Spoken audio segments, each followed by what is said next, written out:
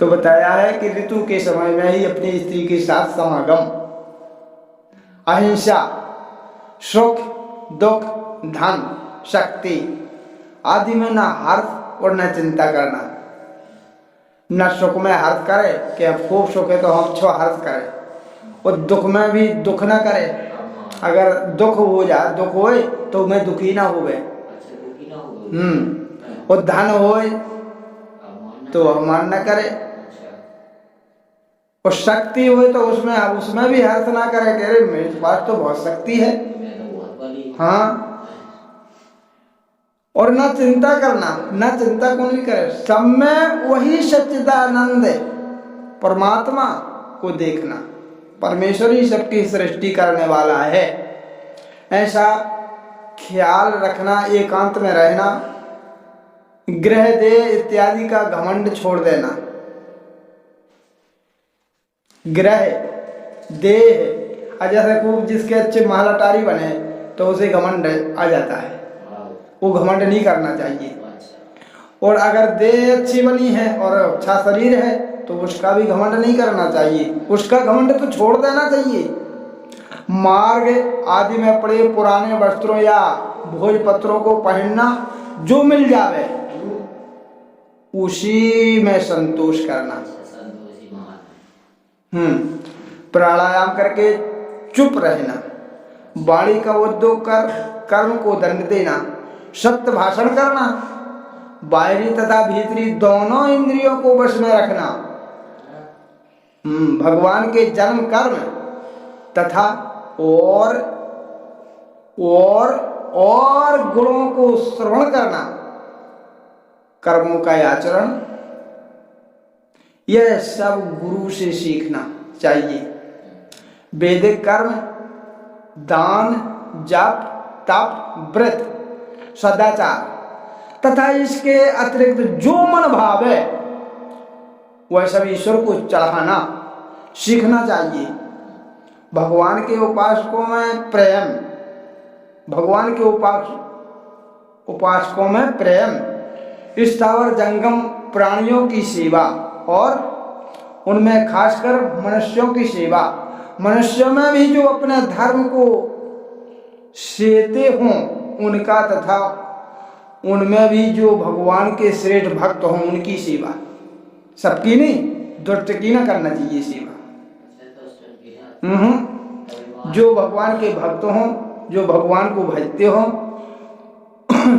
और जो भगवान के श्रेष्ठ हों, जो भक्त हों उनकी सेवा, उनकी का सेवा करना सीखना चाहिए। सज्जनों के साथ बैठे, दुष्टों के साथ नहीं। दुष्टों के साथ बैठना अपना बंद है। सज्जनों के साथ बैठे तो सर्वदा हरि चर्चा करना, सज्जनों के साथ बैठे हरि चर्चा करना, तथा डाय आदि को छोड़कर वर्णन करना, परस्पर इच्छानुसार संतोष करना तथा सब दुखों को हटाने की चेष्टा करना। इस चौथा योगेश्वर बता रहा है कथा।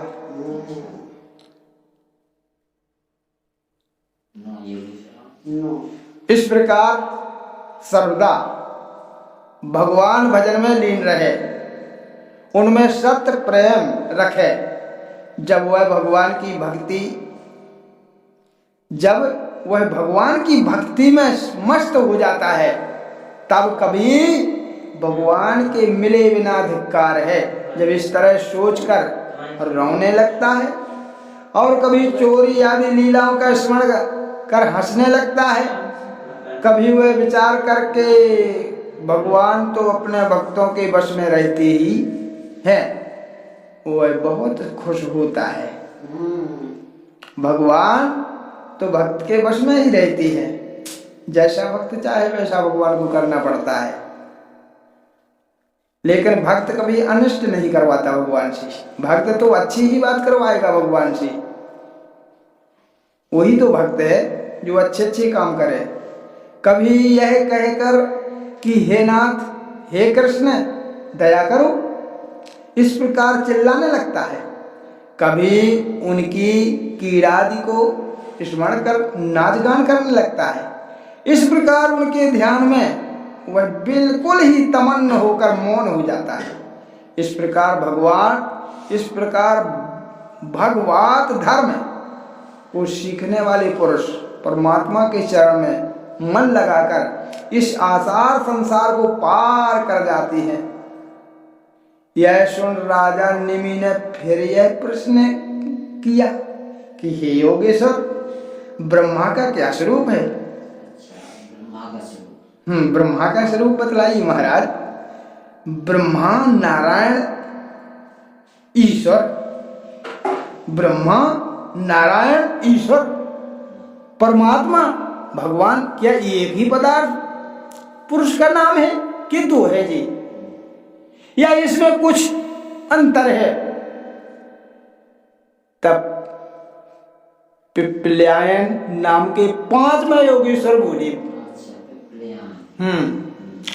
इनने कहा कि हे विदेह राजन, ब्रह्मा तो एक ही है, ब्रह्मा तो एक ही है, परंतु उसके संबंधों के कारण नामों में अंतर दिखाई पड़ता है।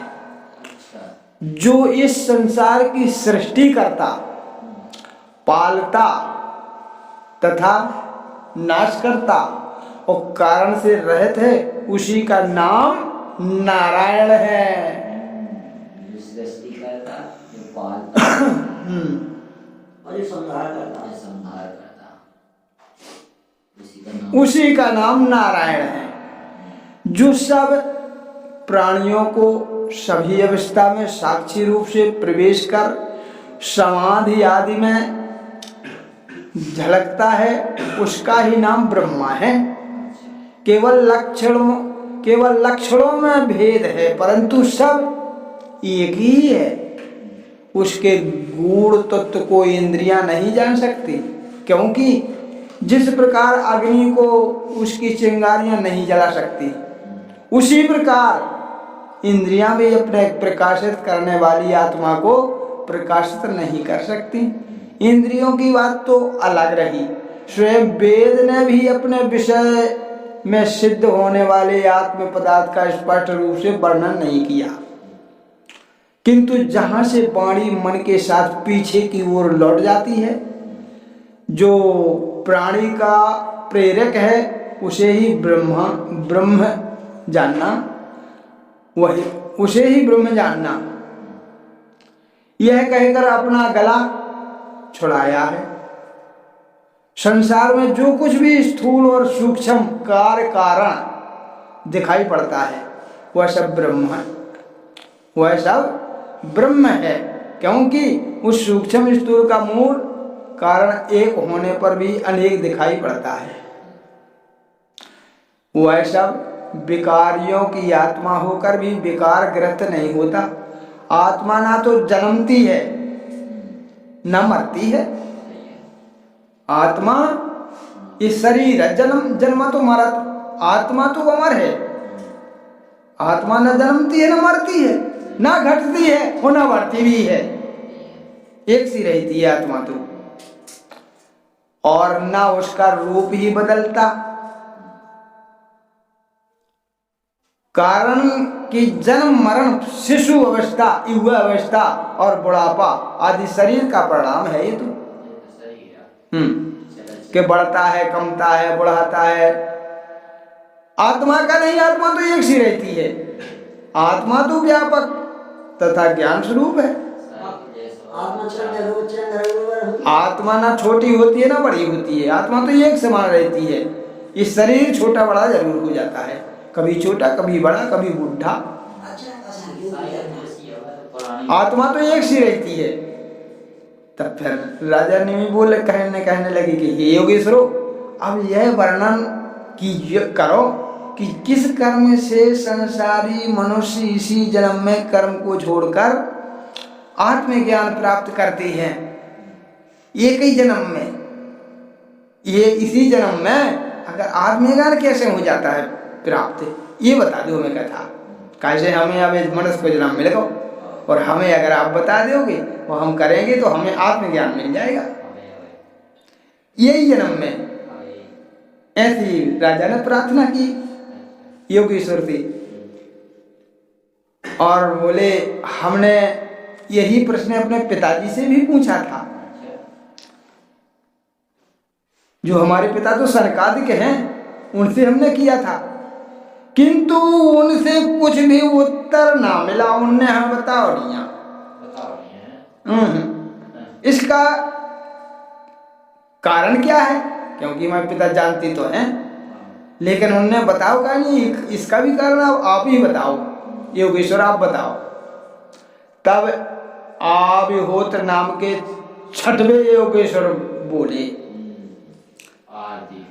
हाँ, आविहोत्र नाम के छठवें योगेश्वर बोले कि हे राजन, कर्म विकर्म अकर्म, कर्म विकर्म अकर्म, कर्म कर्म है, कुकर्म है। कर्म विकर्म अकर्म, इसका निर्णय लौकिक शास्त्र में नहीं है। इसे केवल वह वेद समझ सकता है जो साक्षात ईश्वर से ही उत्पन्न हुआ है। मनुष्य उसे अपने मस्तिष्क से नहीं निकाल सकता।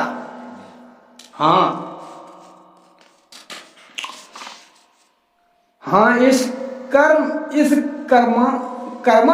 के संबंध में वेद ने जो कुछ कहा है, मनुष्य अपने विचारों से उसका भिन्न भिन्न अर्थ निकालते हैं, किंतु उसमें उन्हें बड़ी कठिनाई होती है भिन्न भिन्न अर्थ निकालने में। और बहुत कुछ विचार विमर्श के पश्चात भी वे किसी ठीक निर्णय पर नहीं पहुंचते। बड़े बड़े विद्वान भी वेदों का निर्णय देने में असमर्थ रहती है। तब भला तुम्हारे जैसे बालकों को वेद का निर्णय सरलता पूर्वक कैसे समझ में आ सकता है? इसी कारण तुम्हारे पिताजी ने तुमको नहीं बताया कि तुम्हारी समझ ही में नहीं आने तो। इसीलिए तो ऋषियों ने, शनकादियों ने तुमको प्रश्न का उत्तर नहीं दिया। वेद परोक्षवादी है, अर्थात एक अर्थ को गुप्त कर उसे दूसरे ही अर्थ में वर्णन करते हैं, और जिनकी समझ में जैसा आता है उससे वैसा ही वे कर्म कराते हैं। जैसे बालक को औषधि देते समय मिठाई की आवश्यकता पड़ती है, तो गुड़ में गुड़ मिला ले, जब वही खपती है, वो मिठास हुए तभी वो कड़वी दवाई खप सकती है।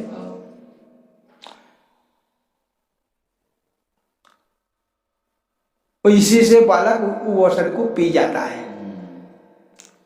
जैसे वह मिठाई रोग के दूर करने में सहायक नहीं होती, मिठाई रोग के दूर करने में सहायक तो नहीं होती, वैसे स्वर्ग मिलने के लोभ में पड़कर लोग वेद का उल्टा सीधा अर्थ लगा लेते हैं, मोक्ष पाने के अधिकारी हो जाते हैं और तदनुसार कर्म करने लगती है, किंतु कर्म ना करने से कर्म करना श्रेष्ठ है।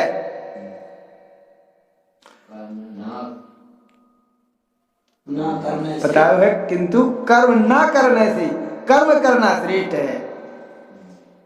कर्म ना करने से कर्म करना श्रेष्ठ बताया है। अब कर्म कछु करूँ ना, तो इससे तो बताओ कि कर्म करना ही श्रेष्ठ है। करो तब कर्म करना ही है। इसलिए मनुष्य शुभ कर्म ही क्यों ना करे, शुभ कर्म करना ही है। हाँ, तो शुभ कर्म करे। अशुभ में पढ़कर वह अपने जीवन को नष्ट क्यों करता है? वेदोक्त कर्म ना करने से ही अधर्म के कारण लोग बारंबार आवागमन के चक्कर में पड़कर घोर दुख उठाते हैं, किंतु जो वेद के नियमानुसार कर्म करते हैं वे ज्ञान वैराग्य और भक्ति को पाकर अंत में परम पद अर्थात मोक्ष का लाभ करते हैं। कर्मों में श्रद्धा रखना आदि जो वेद में कहे हुए छोटे छोटे नियम हैं वे स्वर्गादि सुख पाने के लिए हैं, और वे स्वर्गादि सुख भी इसीलिए कहे गए हैं कि लोग कर्मों पर श्रद्धा विश्वास रखे। यह तो वैदिक कर्म योग का नियम मैंने तुमको बतलाया।